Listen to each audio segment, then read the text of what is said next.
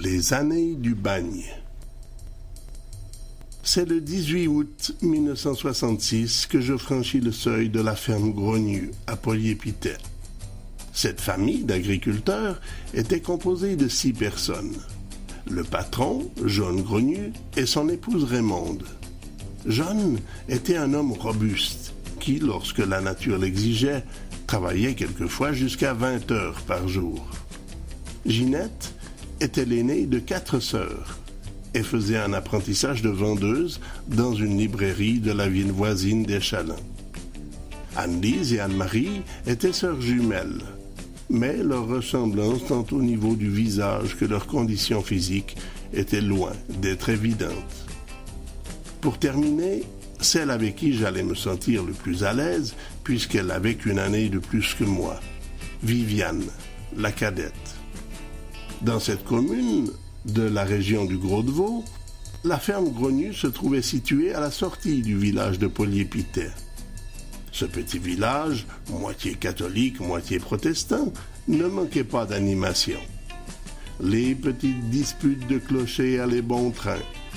Mais, dans le fond, ces chicanes étaient de bonne guerre et sans rancune. Le jour de la fête nationale, tout le village se retrouvait autour du feu. On oubliait les religions et on parlait moisson. Ce fut ma tante Laurette, accompagnée de maman ce jour de l'été 1966, qui devait m'emmener jusqu'à Polyépité avec sa voiture. C'est avec la tristesse de l'abandon que je les vis repartir, comme si je m'étais dit « Adieu passé, je suis seul maintenant. Que me réserve cette nouvelle existence ? Il faudra me battre pour devenir un homme, comme disent les gens. Comme s'il était nécessaire de souffrir pour devenir un homme. Pour souffrir, je n'allais pas devoir attendre longtemps. À peine installé dans ma chambre, la patronne jetait un coup d'œil sur mon carnet journalier, mon livret de notes. Ouais, ça va pas fort le calcul, hein? Mais je vois que t'as un joli petit cahier où sont écrits tes livrets. Prends-le et va donc les apprendre sur le banc devant la maison. Quelques heures seulement s'étaient écoulées et je versais déjà mes premières larmes. Non seulement j'avais perdu mes copains, non seulement je devrais travailler, mais en plus, je passerais mes brefs instants de loisir à étudier. Yverdon, Polyépité, ça fait à peu près 20 kilomètres. En marchant sans m'arrêter, d'une nuit, je pourrais être chez moi. Que de fois ai-je songé à cette solution, m'évader, fuir. Mais à quoi bon? Que ce soit mes parents ou encore la police que l'on aurait prévenu de ma disparition, on m'aurait quand même ramené de force. On ne s'échappe pas comme ça du bagne. Cela commençait mal pour moi, très mal. Mes premières impressions étaient plutôt noires. C'est néanmoins mon premier travail qui me fit oublier en partie mes ennuis. La patronne me pria de bien vouloir aller aider Viviane, la dernière de ses filles, à nourrir les lapins. Quelle ne fut pas ma fascination en voyant le nombre impressionnant d'animaux présents dans cette porcherie métamorphosée en lapinière. J'avais déjà vu des lapins en grand nombre à Orzan chez mon oncle Freddy, mais en pareille quantité, jamais. « Combien y en a-t-il » demandai-je à Viviane. « Il y en a 99, mais une mère doit bientôt faire les petits, ce qui fait que la semaine prochaine, on aura dépassé la centaine. » Le lendemain, ce fut une autre chanson. J'allais m'apercevoir que le travail à la ferme ne consistait pas seulement à transporter des corbeilles d'herbe. Apprendre à séparer les excréments de la paille propre n'était pas difficile. Mais quand il fallut aller chercher la brouette pour charger de fumier, aïe! Je fus incapable de la soulever du sol. Constituée d'un bois épais, imbibé de lisier et recouvert de fumier séché, mes petites épaules fragiles de citadin devaient s'avouer vaincues. Ce fut Anne-Lise, l'une des sœurs jumelles de Viviane, qui était momentanément chef d'écurie, qui vint à mon secours. Intérieurement, je me sentais mal à l'aise. C'est pas vrai. Une brouette vide? Et tu n'arrives même pas à la déplacer? Et en plus, c'est une fille qui vient le faire à ta place? Elle va penser quoi de toi? Il va falloir que ça change et vite, sans quoi tu vas passer pour une mauviette. Dans ma tête, mon idée était déjà toute faite. J'avais bien l'intention de prouver à mes patrons que j'étais capable de gouverner. Néanmoins, les faits étaient là. J'étais ce jour-là plus faible qu'une fille. Ma fierté venait d'en prendre un méchant coup. Il est vrai qu'elle avait 15 ans et que j'étais 4 ans plus jeune qu'elle. Mais c'était une fille. Mes premières semaines d'école furent difficiles. J'avais redoublé à 2 reprises, suivi une école pour dyslexiques, et pour me rendre original, j'avais pris une habitude qui était loin d'avantager mon apparence. En effet, le frère aîné de Marcel, mon meilleur ami, avait comme tic nerveux de faire avec sa tête un demi-cercle en forme de croissant de lune, accompagné des yeux et amplifié d'une bouche ouverte et tordue, dans le sens opposé. Inutile de dire que si mon intention était d'affirmer une certaine maturité de ma personne, je n'avais peut-être pas choisi la meilleure.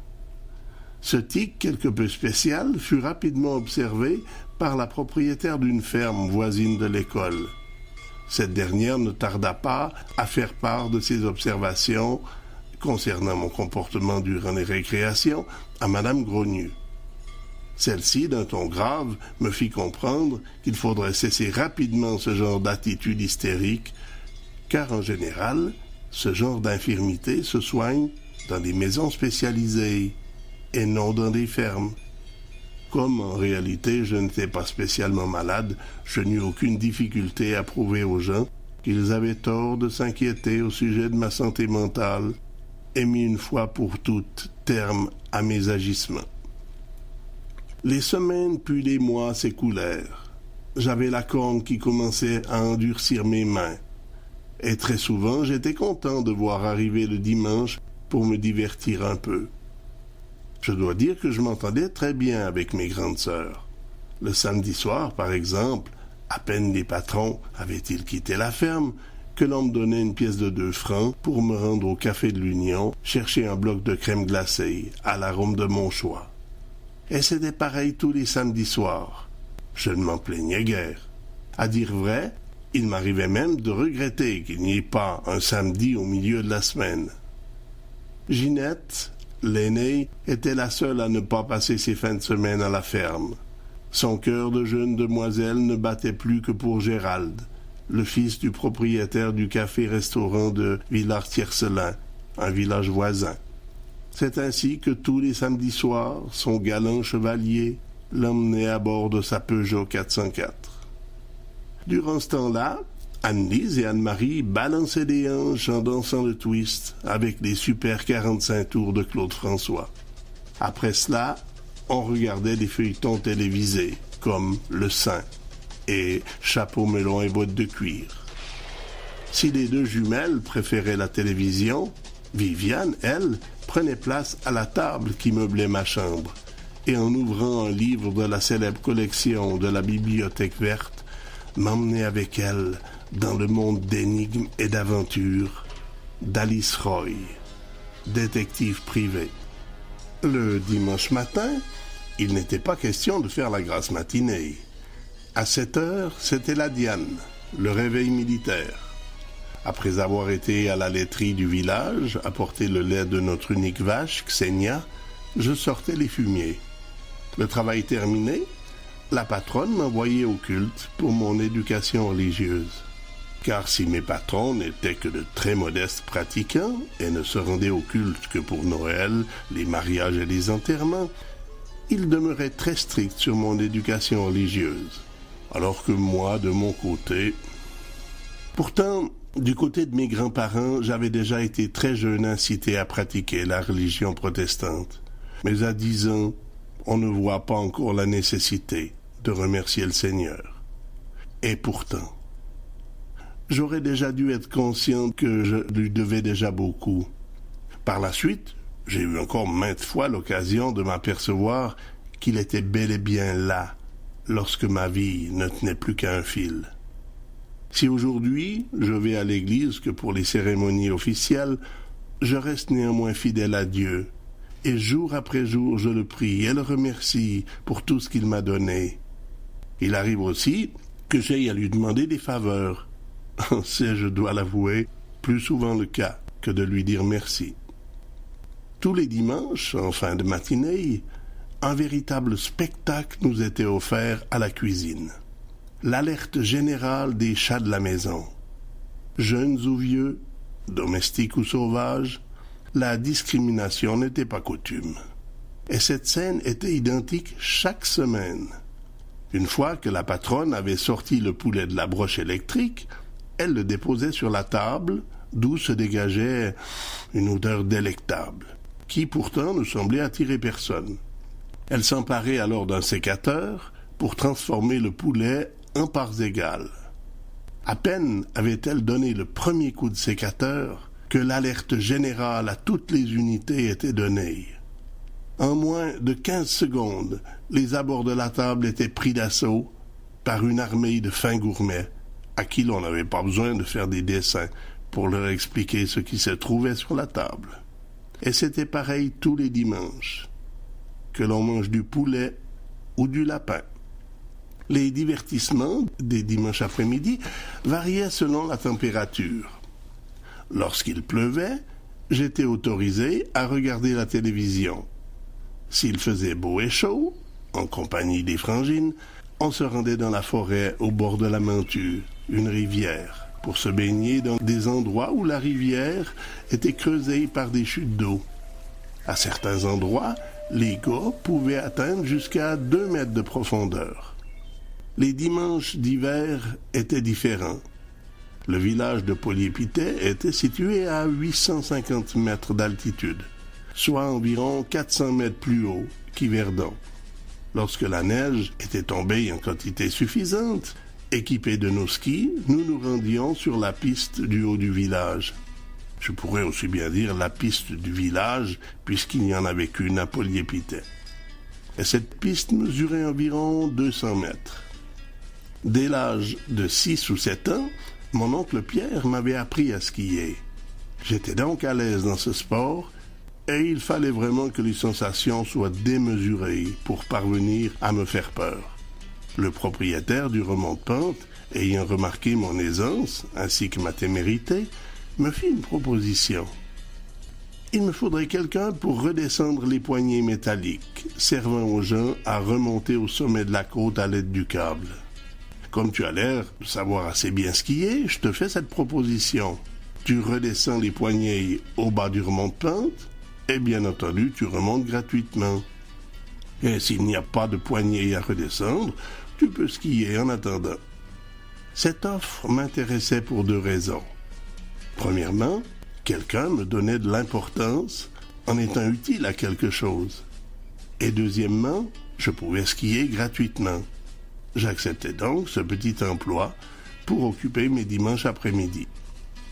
Il arrivait aussi souvent, la nuit tombée, après avoir terminé mes leçons et mon travail, de retourner sur cette piste avec ma luge cette fois.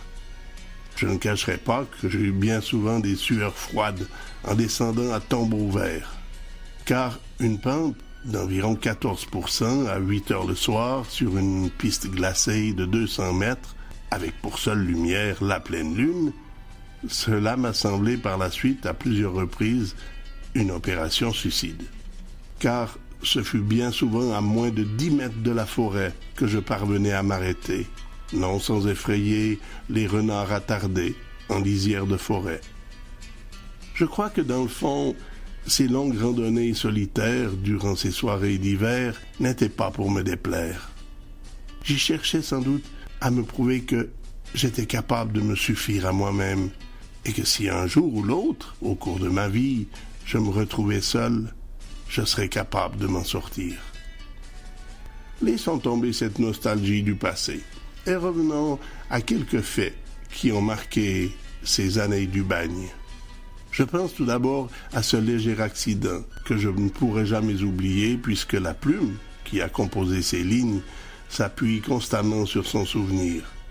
Je veux parler du majeur de ma main droite que j'ai écrasé lors d'un transfert de ferraille pour le compte de l'école de Polyépité. Nous étions juste derrière l'école, sur une petite route à forte déclivité. Avec quelques copains, nous étions occupés à déplacer quelques tuyaux en fonte dont un agriculteur ne voulait plus. Comme ils n'étaient pas trop lourds, on se les lançait à environ 2 mètres d'intervalle. J'étais tourné face à la pente, quand mon voisin de droite me lança l'un des tuyaux à peine plus en arrière que les autres. Pour le réceptionner, je fis un pas en arrière. C'est alors que mon pied droit dérapa sur le gravillon. Instinctivement, j'atténuai ma chute en retombant sur mes mains. Mais le tuyau d'environ 20 kilos, lui, n'arrêta pas sa course pour autant et vint aboutir sur ma main droite, m'écrasant un doigt. C'est ainsi que depuis ce jour-là, un peu comme un souvenir, j'ai le majeur de la main droite visiblement plus gros que celui de la main gauche. Et mon plongeon miraculeux, comment pourrais-je l'oublier? C'était un début d'après-midi, un samedi sans doute. Le patron avait décidé de vider le creux à lisier, la fosse à purin. Mon travail était d'installer de grands tuyaux en métal bout à bout, de façon à irriguer la grande étendue d'herbe qui entourait la ferme. Les tuyaux se trouvaient sur le creux à lisier et surplombaient de plus de 2 mètres une petite fosse en ciment aménagée pour recueillir l'acide formique, ainsi que l'eau dégagée par les silos d'herbe. Alors que je m'étais emparé d'un tuyau et que je m'apprêtais à m'éloigner, avec mes talons, je heurtai la sonde qui devait servir à aspirer le lisier. Le poids du tuyau sur ma poitrine me poussa en arrière. Déséquilibré, je n'eus qu'un réflexe. Éjecter le tuyau des 2 mains vers l'avant pour qu'il ne me retombe pas dessus durant ma chute. En quelques secondes, j'étais tombé en arrière de 3 ou 4 mètres, jusque dans le fond de la fosse. Sans blessure, même pas une déchirure à mes habits. Une fois de plus, Dieu avait semblé avoir contrôlé ma chute et m'avoir épargné assurément un résultat dramatique. Que ce soit jambes ou bras cassés, colonne vertébrale brisée sur la bordure en béton, je m'en tirais sans aucun dommage. La chance était avec moi ce jour-là. À peine avais-je atteint ce liquide malodorant que j'en étais déjà ressorti. Ce genre de baignade n'était pas pour m'inciter à demeurer au fond de cette fosse une seconde de plus. J'eus beau mettre tremper mes bottes dans le bassin de fontaine durant une journée entière, me faire laver les cheveux 9 fois consécutivement par ma patronne, 3 mois plus tard, certaines personnes me reprochaient encore de porter avec moi une odeur désagréable.